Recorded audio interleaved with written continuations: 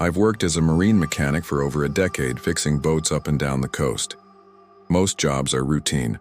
Rusted engines, clogged filters, broken radios.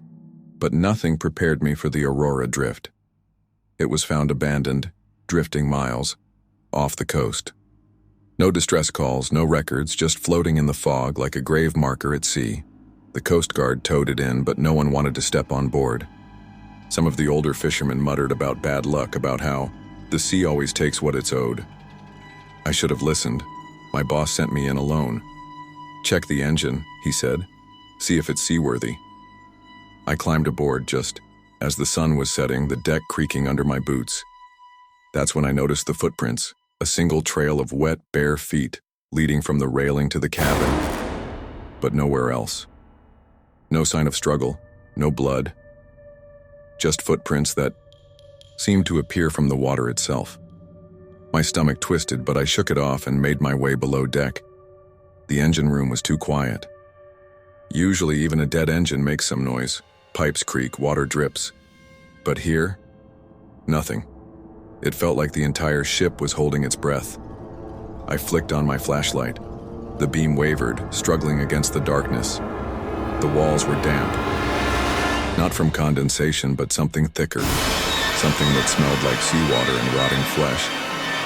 Then the whispering started. It was faint at first, a breath beneath the hum of the ocean. A sound that didn't belong. I froze. It was coming from the hall behind me near the crew quarters.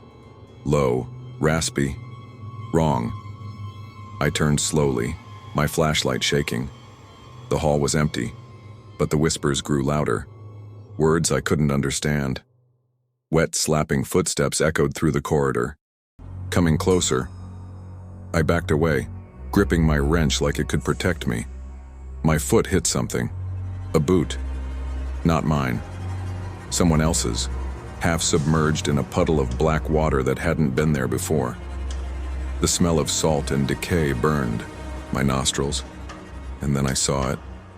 A hand, bloated gray, dripping with seawater, sliding around the doorway at the end of the hall, fingers too long, too thin, curling against the rusted metal. My breath caught in my throat. The whispers turned to gurgling. Then, with a sickening lurch, something dragged itself into the light. It was not human. Its skin was pale and stretched tight, its eyes sunken and black, staring without pupils. Its mouth was too wide, filled with rows of jagged teeth, grinning, water spilling from between its lips. It was wearing a tattered captain's coat. I ran. I tore up the ladder, slipping on the slick floor. The engine room door slammed shut behind me on its own. The entire ship groaned like something inside it was waking up. As I reached the deck, I made the mistake of looking back. The thing stood in the doorway watching me, still grinning. And then it whispered my name. I don't remember jumping overboard. Just the feeling of ice-cold water swallowing me whole.